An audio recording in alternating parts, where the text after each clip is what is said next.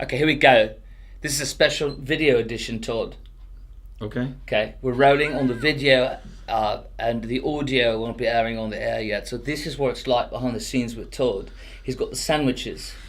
The show. I'm turning to 11. He's turning it to I'm 11. turning to 11.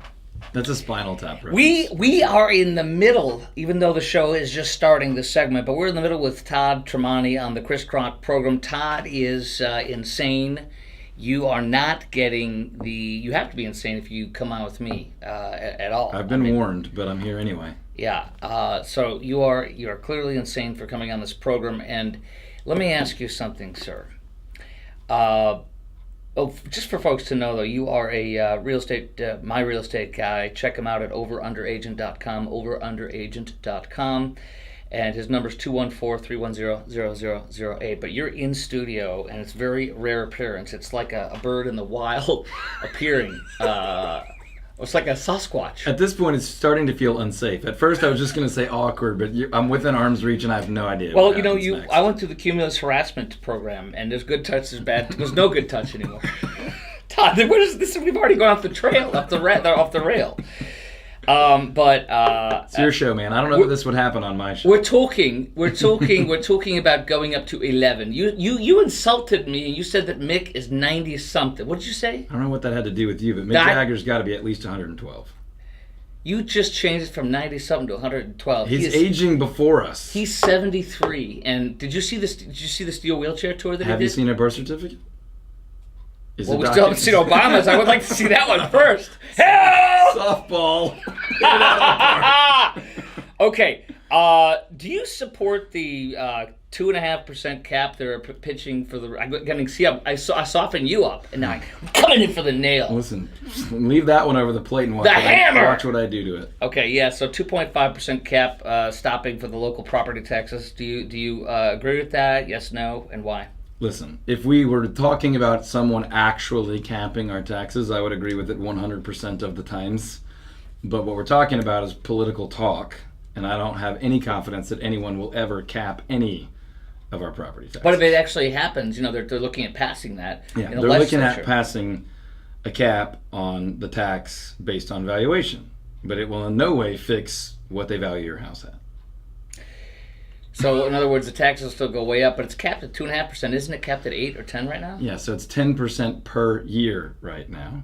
And theoretically, it shouldn't do that every year. But right. If they cap it at 2.5, do you think there's ever going to be a year where that... I mean, my point is, they're addicted to our money, right? They're going to get it one way or the other. I would love to believe our state government when they put out all this political dialogue about how they're fighting for us and they want property taxes to be lower. Listen, of course I would support it if it was capped. I think it potentially should be permanently capped on some scenarios. Well, that's what this would do, I believe. The local city could only up it. And, you are a total real estate expert, so Frisco blowing up. Right. They had the power, all of us do, locally in our towns, to vote to override the 2.5%. Right.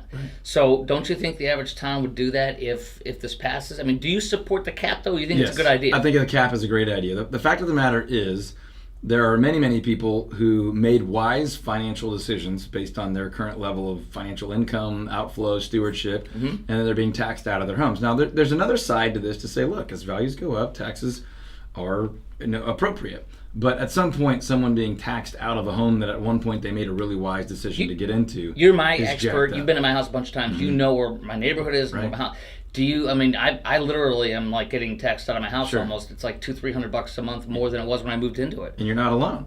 And the fact is that's messed up. That should not happen. So you agree this is going, because you and I'm with you about saying, you're like, well, dude, if we sold a house, it would be sold for this. Right. The valuation is more appropriate, but you think the level of taxation is what's not appropriate. Is that right? And I think the fact that it's out of whack. When tax valuations climb, they climb rapidly. When they drop like molasses.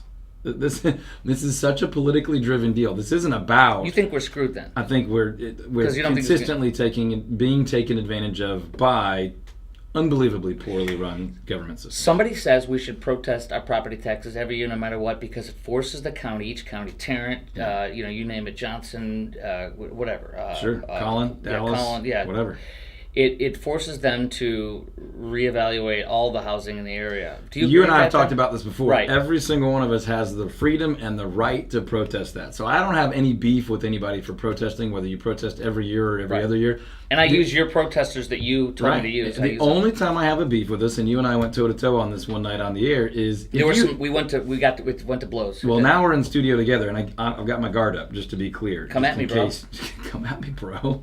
Okay, so coming up next, I want to talk about my neighbor sold his house in 3 days for the asking price. Maybe not and it was enough. funny because you talked to me about that. We'll get into that coming up next because all of us, thinking about it or have people that are thinking about it, whatever. It's great to check in with you on our neighborhoods throughout North Texas. Also, I got a silly question about house hauntings for you. You've sold all sorts of houses over the decades you've been selling. My buddy Todd Tremonti, my realtor, check him out at overunderagent.com. Overunderagent.com. Give him a holler at 214-310-0008. Todd Tremonti joins me for one more segment on these fun things next on the Chris Krok program on WBAP. An unbelievable, rare occasion, again, like a Sasquatch appearing. A second guest appearance of Mr. Todd Tremonti on the Chris Call me a Krok. Sasquatch? Did you just call me a Sasquatch? We can work this into your whole realtor ad thing. We can work this in. I can see. I'm waiting. Look, I I feel can like see you. the Sasquatch silhouette. You know how the silhouette where he's walking and he looks sideways at you and he's hunched over? That could be your logo. It says Todd Tremonti, home selling to you. You heard it here, folks. Chris Krok acknowledges he has seen the Sasquatch. You No, heard it well, here I mean, first. here we are. I still don't know if you're talking about me, but if you are, we're gonna fight. Call the Sasquatch. Todd Tremonti, my realtor. He's outraged. 214-310-0008 or 214-SASQUATCH. Check them out online at overunderagent.com, overunderagent.com. Now, I'll just move on. I'll transition. Seems like the right thing to do. If anyone calls 214 Sasquatch, I'm going to be really upset. Okay, so thank you, Todd, for spending a little more time with me. Thanks for having me, Dr. Krok. Thank you. Finally, somebody, you mentioned when you came in here that you give me the respect of being a network radio fill-in host. That's right. I heard about I don't know this. if you noticed, but I have executive producer Chris and associate producer David now must refer to me as either Mr. Radio or Mr. Krok. I use the doctor terminology. I feel like it's probably honorary. I don't feel like you quite put in the full PhD time. Let's not but go there. It doesn't matter. It's on the wall. I'll accept it. Feels it. good. It looks good. That's right. Yes. So my help. neighbor sold his house in 3 days at the asking price. How hot is it now? And I know we always ask you that, but we need to. I mean, it's been a little while too. How hot is it right now, this spring in 2019, and what are the mistakes some people are making right now? Here's how I'll answer that question. This morning at our office, we went through a local periodical, we'll call it. It's kind of on par with you calling this a program as opposed to a show. But we went through it and we talked about the fact that this article being published in late April was using February real estate data to scare the pants off of people. Yes. And it was telling you that there's twice as many homes on the market right now as there was this time of year. And again, being published in April, talking about February data. Totally irrelevant because I can tell you that as of this moment right now in cities like Plano, Richardson, Keller, West Fort Worth, Frisco, McKinney, Aledo, we're looking at unbelievably low inventory, like way back to 2016-17. Really? Now? Like less than 1 month of inventory in Plano, Texas right now in your 200-ish, 200 to 300. These people don't know this. No, they don't. This guy, that my neighbor that just sold his house in 3 days, was worried, and some other people are worried. I'm like, you guys don't freaking know. Without calling out your exact neighbor, he right. underpriced his house, and so. Listen, I love selling a house in 3 days. You told me. As long as I can verify that I was able to max out the value of the home. But listen, I can sell my car in 2 minutes if I give it to you for $5. You know, that's amazing. Speed is not always great, and sometimes the highest price isn't even ideal. Now that sounds crazy, but no, because you can turn them off by going too high. That's right. Now the goal is maximum market value price in minimum time, if those are the things that coordinate with you, your family, and your finances. But the fact of the matter is, this one was just priced in a strategically goofy spot, and he got it quickly. He'll never know that he could have gotten more, so he's not going to lose any sleep over it. He's not mad. He just lost a bunch of money. Right. Ask yourself if you want that. Because I told you like 2 weeks before it went on the market, 3 weeks, and you said, "Oh, he's asking too little." Yeah. So, not a lot of real estate agents say that, of course. People feel like the real estate agent comes over, beats you up, and tries to get you to lower it, or just tells you what you want to hear. Because if they get an extra 10, 15, 20 grand for you, it's not that much more for the realtor. It really is not, honestly. No, exactly. You're right. So they want to get a sale done. They want to make more money. Exactly. Wow. Yeah. And so you're not always fully aware that if you're satisfied with a lower number, most agents, and not everyone's bad, but most agents are going to be totally satisfied to let you undersell your house. Todd Tremonti, check him out at overunderagent.com, overunderagent.com, my realtor. Call him 214-310-0008. Do Texans have a right to know if a house is haunted before buying? That is a legitimate question in a Dallas Morning News article this week. I'm not kidding you. TBD. I mean, do we define haunted as a real thing? Is this something we've confirmed? Do we like Halloween haunted? Just roll with some clown telling you the house is haunted. What do you do? Honestly, do you have to disclose something? Again, who knows? Is that even a real thing? No, you don't have. There's no way to verify or disclose that. Come on, you work with me here. You know my second favorite real estate front yard sign writer? Not haunted. Somebody wrote that. Yes! It's like a thing. Put them on there. My first favorite is I'm beautiful inside. And every time I see one, I lean to my wife or my client and I say, me too. I'm beautiful inside. But not haunted is great. Beautiful. You know my third favorite? Because I know you wanted to ask. Free tacos with house. Come on, that's a good one. Free tacos with house, not haunted, I'm beautiful inside. This is what real estate agents are doing. This is what they call marketing, Dr. Krok. This is unacceptable. We can't tolerate this garbage anymore. And we're not going to take it anymore. No, but seriously, you don't have to disclose that. I mean, no, you don't. Obviously, you don't believe in love creepy disclosure. You asked me about murder, porn. Yes. You tried to ask me about porn twice. I had to ignore the second one. Homicide, pornography. And what was it? Haunting? Haunted, yeah. And technically the only one of those you're disclosing. And strange pronunciations thereof. I love alternate pronunciations. That's all I do. Pahonix is one of my favorites, by the way. God bless you. Did you sneeze? Mm-mm. It's a city in Arizona. Back to you. Wow. Back to me.